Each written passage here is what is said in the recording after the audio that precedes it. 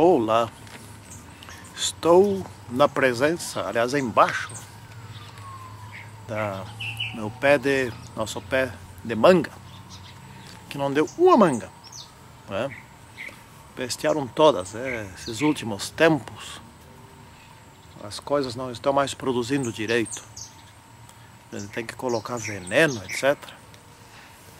Eu não estou querendo fazer isso, né? Mas a sombra aqui está boa, vocês podem ver que eu estou um pouco no escuro, mas não faz mal, o sol está muito forte. Agora é domingo, hoje é o dia 1º de fevereiro. E estou aqui me preparando para tratar a respeito da lição número 10, né, que vai do 28 de fevereiro até 7 de março. Caramba, já estou na 10. O título dessa lição é aqui, Por Trás da Máscara. Vocês estão vendo de novo ao fundo aqui, né, o meu pé de feijão. Ainda não tenho colhido nada, ele está começando a colocar os brotos para florescer e depois vir os feijões. Então, um dia desses, quando ele tiver feijões bonitos, farei o seguinte, vamos ver se eu lembro no futuro. Vou comer aqui um prato de feijão antes do comentário da lição.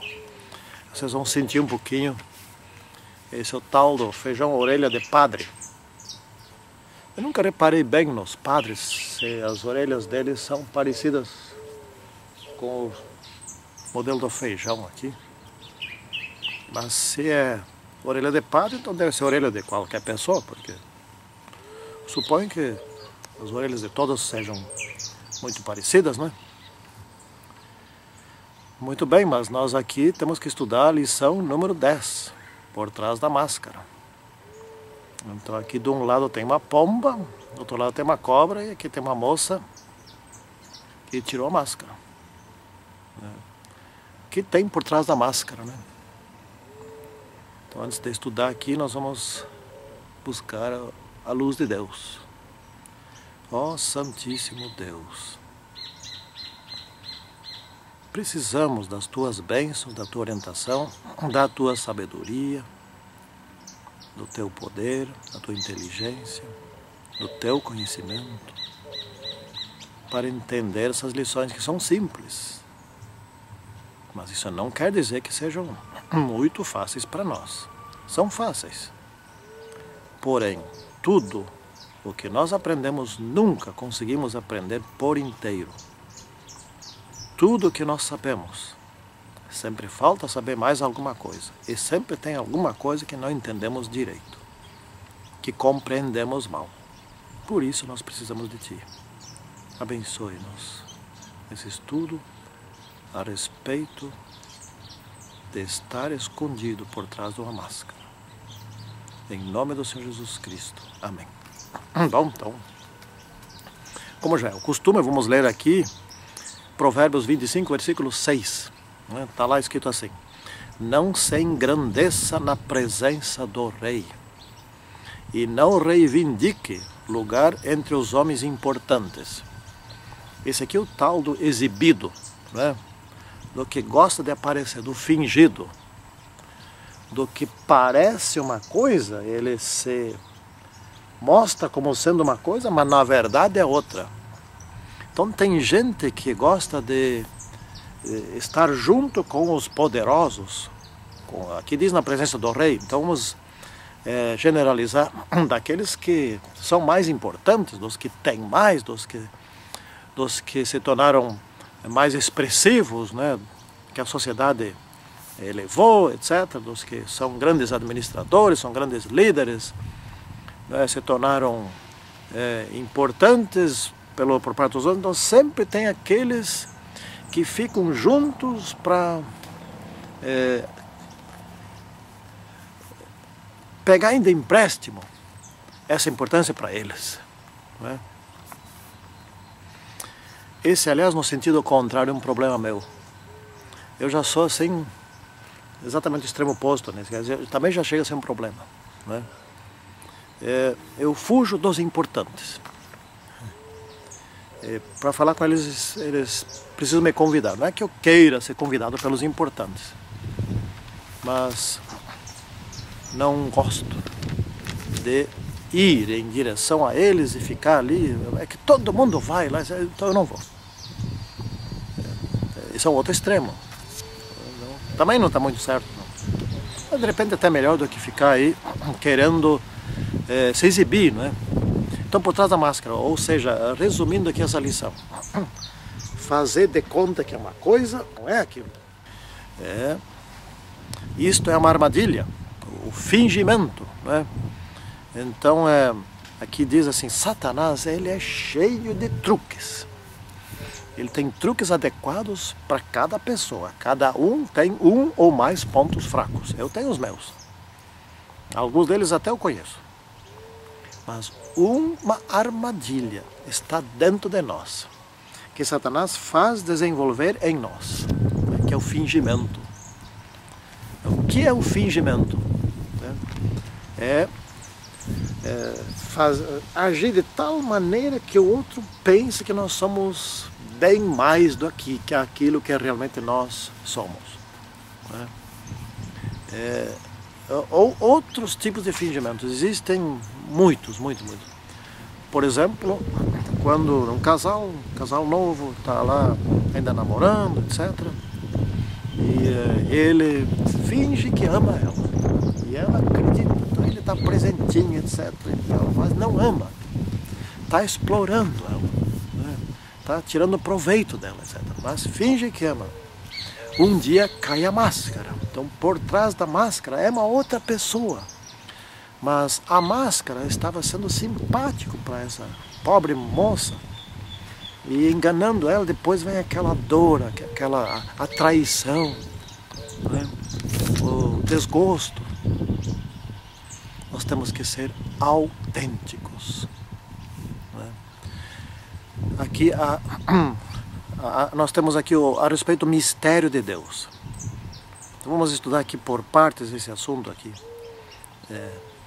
Já me disseram isso, algumas pessoas já me disseram isso, eu me lembro que já me disseram o seguinte, que Deus, como é que vamos crer num Deus que a gente não consegue ver, que a gente não consegue descrever direito, que faltam muitas informações, que ninguém sabe totalmente o que ele é, né? Nunca se teve um contato com ele, etc. Então tem muitas pessoas que acham que Deus tem que ser perfeitamente compreensível, descrito, etc. O que você acha disso, dessa ideia? Eu acho que é muito mais do que simplesmente nós sermos incapazes de descrever totalmente a Deus, ou também de sermos incapazes de entender totalmente a Deus. Porque é o seguinte, pensa aqui comigo. Se eu, ou se você, ou qualquer pessoa fôssemos nós capazes de entender 100% a Deus, que Deus seria esse? Qual seria a sua grandiosidade? Onde estaria a sua glória? Não seria infinito, ele seria finito como nós somos. Inclusive ele seria pecador como nós somos. Seria um deusinho. Talvez um Deus mais forte do que nós, mais poderoso que nós, um super-homem, por exemplo, que nem existe, mas enfim, mal comparando, alguém que pode mais que nós, mas não pode muito, que não é infinito. Então pensa um pouco, como é que um ser finito, como eu sou, todos nós somos, iria conseguir descrever o infinito, o infinitamente inteligente, infinitamente capaz, infinitamente poderoso? Como? Então, se nós fôssemos capazes de descrever, ele não seria tanto. Então, de duas uma, ou ele é infinito, e isso ultrapassa nossas capacidades, nossos limites, portanto isso é bom. É o contrário do que essas pessoas pensam. É bom que nós não consigamos entender perfeitamente a Deus. O pouco que nós entendemos de Deus é o suficiente para nós confiarmos nele, certo? Disso eu não tenho nenhuma dúvida. Mas não como os reis da terra. Os reis da terra, por exemplo, eles Eles precisam estar explicando o que fazem, etc., fazendo relatórios. Eles precisam de serviços de inteligência, porque eles não sabem tudo, eles não sabem o que pensam os seus cidadãos. Por exemplo, aqui no Brasil nós temos mais de 200 milhões de habitantes. Como é que a Dilma, lá em Brasília, é capaz de saber tudo o que se passa nos pensamentos de todos os brasileiros? Isso é impossível, mas Deus sabe, né? E Deus não sabe só isso, inclusive Ele sabe o que eu vou pensar mais adiante. Isso é espantoso, né? Os reis da terra, inclusive, podem ser depostos, legal ou ilegalmente, né? Mas o Deus eterno, Deus, Ele não pode ser deposto. Satanás tentou, mas não conseguiu. E ninguém mais no futuro vai tentar. E aqui nós temos outros assuntos. O insensato como o sábio. Isso é quando alguém se acha superior, né? Já pensou, alguém, e desse tipo de pessoa eu já encontrei muitas, e eu mesmo tenho que me cuidar para ver se eu não caio nessa armadilha aqui, né? Nós nunca sabemos tudo sobre o pouco que sabemos. Será que eu falei uma coisa compreensível? Cada um de nós é profissional em algum assunto, né? E ele domina esse assunto, ele conhece muito daquele assunto. Eu sou professor em administração de empresas, mas nesse assunto eu não sei tudo. Então, por exemplo, um sujeito fez o curso de graduação em administração, ele sabe muito sobre administração, sabe bastante. Aí ele faz a especialização em administração, não é? O stricto sensu, o lato sensu, e daí ele sabe mais sobre menos assunto. Daí ele faz o mestrado, e aí ele sabe mais ainda, sobre menos assunto ainda. Por exemplo, ele pode se aprofundar em planejamento estratégico só. Então, é só um assunto, ele sabe muito sobre, mas não sabe tudo. Ele faz o doutorado sobre planejamento estratégico, ele sabe mais ainda sobre menos ainda. Então ele é muito profundo sobre pouco, mas não sabe tudo. Mas sabe muito. Bom, enfim, ele vai indo, né? Ele faz até o pós-doutorado, então, lá pelas tantas ele sabe muito sobre coisa nenhuma, né? Sabe muito sobre nada. Agora, o insensato, ele se imagina saber tudo, né? No fim das contas, diz aqui, precisamos sempre submeter nossos pontos de vista à palavra de Deus e às verdades nela contidas, porque Deus é que sabe tudo e na sua palavra tem muito. Nós não devemos julgar sábios aos nossos próprios olhos. Você já pensou você fazer uma prova de matemática e você mesmo se dar a nota? E quando são feitas provas, hoje teve um desafio de ciclismo de 100 quilômetros. São outros que dão as notas, não os certificados, né? Não são os próprios ciclistas, é uma comissão organizadora que dá nota. Nós não somos capazes de nos avaliar de uma maneira correta. Então nós precisamos ter um referencial, que é a palavra de Deus, já está escrito aqui, né? Então está aqui, ó, é um erro perigoso, especialmente no âmbito da moral. Certas coisas são certas e outras são erradas. E na moral, em qualquer lugar do mundo, os princípios são os mesmos. Talvez as pessoas mudaram alguns costumes que está errado, né? Por exemplo, as pessoas devem andar vestidas. Todas as culturas desenvolvidas. Mas, em alguns lugares, essas pessoas acham que não tem problema. E ainda essa semana eu vi na Zero Hora uma foto de uma moça que há umas décadas atrás foi a primeira moça que fez topless no Rio Grande do Sul. E a manchete estava escrita assim: a moça que estava à frente de seu tempo. Como se isso fosse um avanço moral da sociedade, né? Bom, vamos continuar com o preguiçoso. Aqui nós temos um festival aqui de assuntos, mas mais ou menos correlacionados. O preguiçoso, ele não arrisca, né? Como se pode dizer, ele é acomodado. Quanto menos esforço, melhor. Eu tenho alunos assim, mas é triste.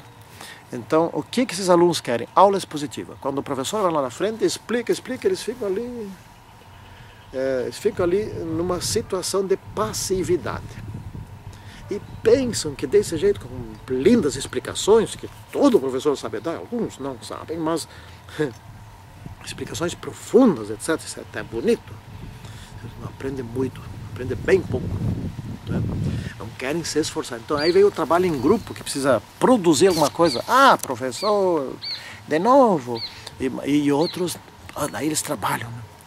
Os preguiçosos, eles têm preguiça até de pensar. Eles não pensam com vigor. Né? Eles acham que já fez muito, acham que já sabe muito, ele acha que sabe tudo, ele já se julga superior, né? Então, como diz aqui, ó, eu não vou sair porque tem um leão no caminho, ou seja, um leão, isso quer dizer assim, tem um obstáculo, eu vou ter que subir, é lá em cima, ou vou ter que, é longe, ou já é tarde, ou vai chover, ou está quente, ou está frio, sempre tem um obstáculo, é um leão, né? O preguiçoso chega num ponto tal, como diz aqui, que ele mete a mão no prato e tem preguiça de colocar na boca. Isso aqui é uma ilustração. Né? O preguiçoso, por exemplo, eu me lembro quando eu era estudante de segundo grau, num dos colégios nossos lá tinha um sujeito preguiçoso. Nós trabalhávamos para pagar o estudo, trabalhávamos na marcenaria, e um dia desse, sabe o que aconteceu? O sujeito estava pregando um prego, uma coisa que ele estava fazendo lá, e daí tocou a sirene para interromper o trabalho.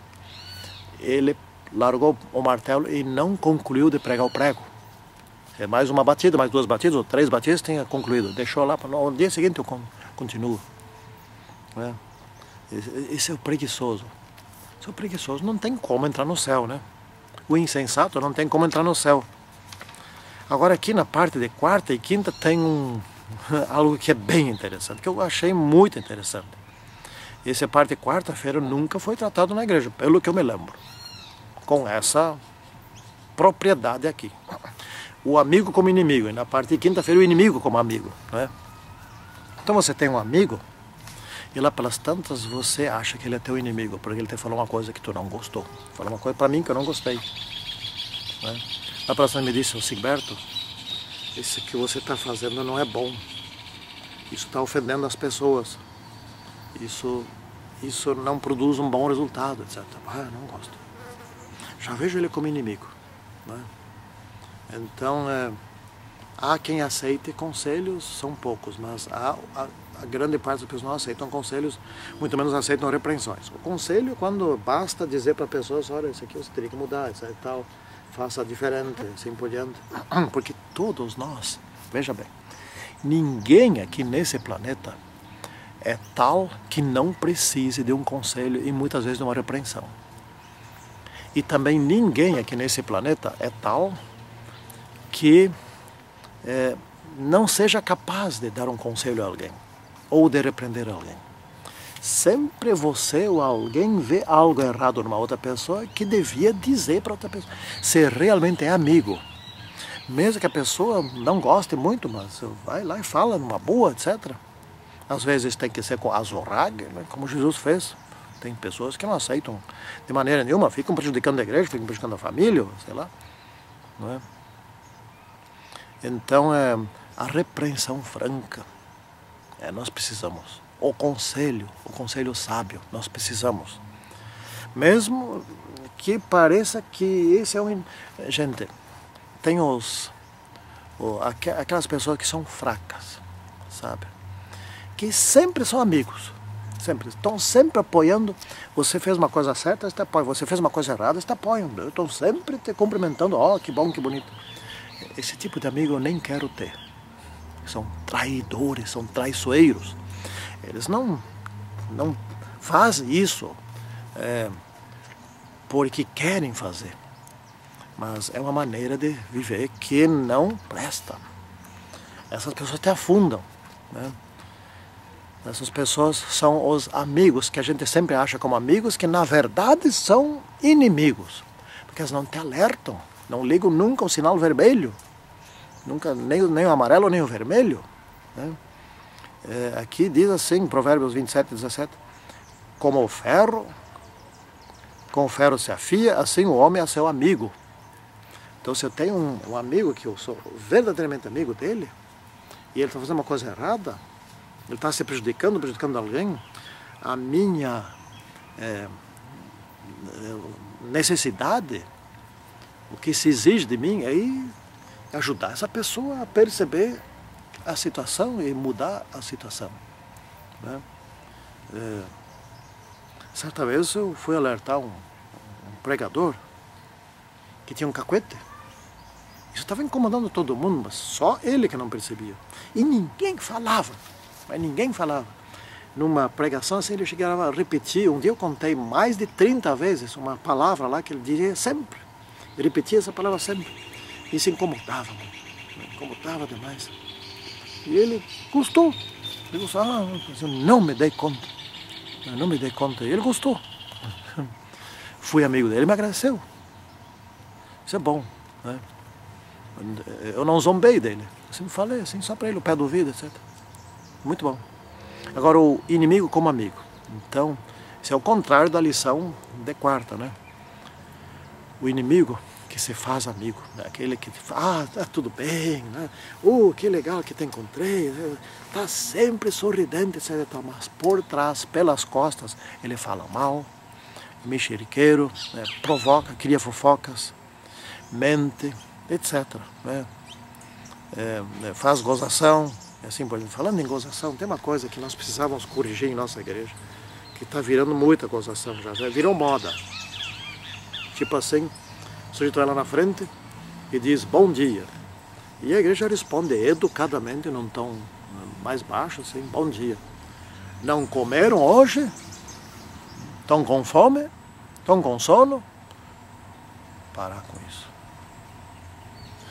Tem gente inteligente na igreja, né? Vamos parar com isso. Isso é gozado, as pessoas. Então, você, por favor, enquanto tiver isso na igreja, não convide ninguém de fora para vir assistir lá. Então, o poder das palavras. Muitas vezes a gente diz cada coisa, eu erro. Todos erram. Então nós precisamos nos alertar, como foi na parte quarta-feira, alertar mutuamente. Mas não como na parte quinta, que pela frente, que legal, tu é uma boa pessoa, pelas costas, esse cara aí não presta, esse aí, não sei o que, e às vezes inventa. Às vezes fala até a verdade que não presta mesmo, né? Então fala para ele mudar, né? Tem muitos suspeitar, diz aqui, dos discursos bonitos. Principalmente se é vendedor, né? Ou se é político. Discurso bonito nesse caso aí, né? Tem que perceber uma coisa. O que o fulano é por trás do púlpito e o que o fulano é por trás da escrivaninha. O que o fulano é por trás do púlpito e o que o fulano é na vida comum por aí. Em casa, né? no trabalho, etc. Então, nós precisamos ter muito cuidado em não sermos nós amigos, que na verdade não são amigos. Nós devemos ser fiéis, ajudar as pessoas, né? E fazer o bem. E aceitar aquelas outras pessoas que fazem o mesmo conosco. Muitas vezes alguém, até por gozação, nos fala uma verdade. Temos que aproveitar até isso. Santíssimo Senhor Deus, que estás nos céus, te agradecemos, porque temos essas maravilhosas lições para aprender muitas coisas do alto. Estamos aqui estudando a Bíblia. Santíssimo Deus, abençoe a nós a partir desse estudo, para que nós possamos não ser fingidos, não temos máscaras, mas sermos autênticos, servos de Deus, sempre verdadeiros. Em nome do Senhor Jesus Cristo. Amém. Tchau.